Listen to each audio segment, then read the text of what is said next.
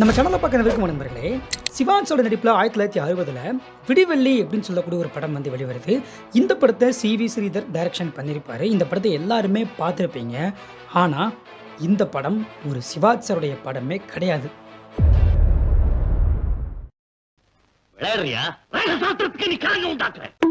தம்பி, இந்த படத்தில் சிவாஜி நடிச்சிருக்காரு, சரோஜாதேவி நடிச்சிருக்காங்க. ஆனால் சிவாஜி படமே இல்லைன்னு சொல்கிற அப்படின்னு எல்லாரும் கேட்பீங்க.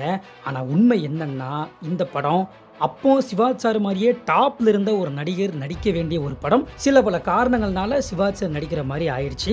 இந்த படம் திட்டமிடப்பட்டது வந்து 1956 காலகட்டம். ஆனால் இந்த படம் ரிலீஸ் ஆனது எப்போ? 1960. இதுக்கு பின்னாடி நிறைய வரலாறு நடந்திருக்குது. அந்த வரலாறை தான் இன்னைக்கு நம்ம வீடியோல பார்க்க போறோம்.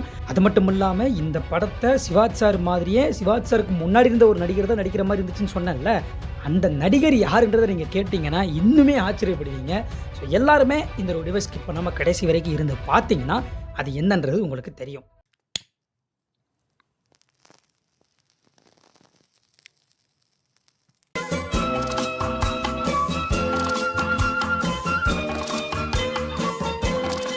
பொதுவாக ஒரு படம் எப்படி எடுக்கப்படும் அப்படின்னா, ஒரு இயக்குனரோ இல்லை எழுத்தாளரோ ஒரு கதையை எழுதுவாங்க. அந்த கதையை திரைக்கதையை கன்வெர்ட் பண்ணுவாங்க.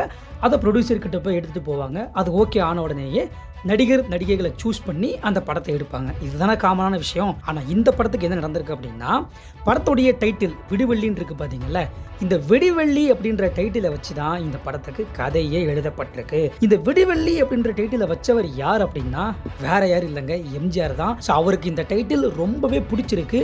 இந்த டைட்டிலை வச்சு ஒரு கதையை எழுதுங்க அப்படின்னு சொல்லிட்டு 1953 கலைஞர் கருணாநிதிட்ட எம்ஜிஆர் சொல்றாரு. கருணாநிதியும் சரி ஓகே அப்படின்னு சொல்லிட்டு கதை எழுத ஆரம்பிக்கிறாரு. அவர் எழுத ஆரம்பிச்ச நேரமா என்னன்னு தெரியல, கள்ளக்குடி போராட்டத்தில் அவர் பங்கேற்றதுக்காக அவரை கைது பண்ணிடுறாங்க. ஸோ கைது பண்ணி சிறையில் அடைச்சிடுறாங்க. இதோட இந்த திட்டம் அப்படியே கைவிடப்படுது.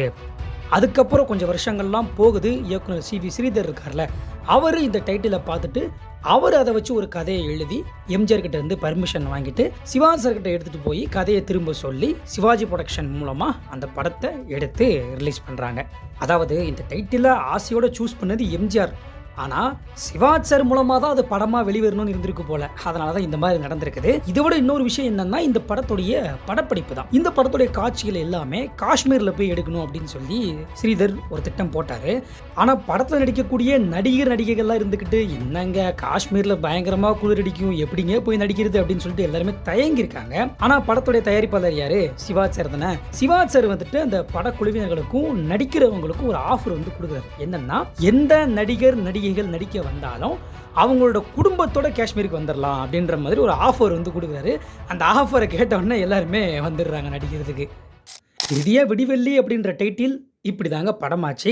இந்த ஒரு செய்தி பற்றி நீங்கள் என்ன நினைக்கிறீங்க அப்படின்றத கமெண்ட்டில் சொல்லுங்கள். இந்த செய்தியை நீங்கள் இப்போ தான் தெரிஞ்சுக்கிறீங்க அப்படின்னா உங்களுடைய ஃப்ரெண்ட்ஸ் அண்ட் ஃபேமிலிக்கு இந்த வீடியோவை ஷேர் பண்ணுங்கள். அப்போ தான் அவங்களும் இதை பற்றி தெரிஞ்சுப்பாங்க. லைக் பண்ணுங்கள். ஒன்லி சிவாஜி கணேசன் சேனலை சப்ஸ்கிரைப் பண்ணுங்கள்.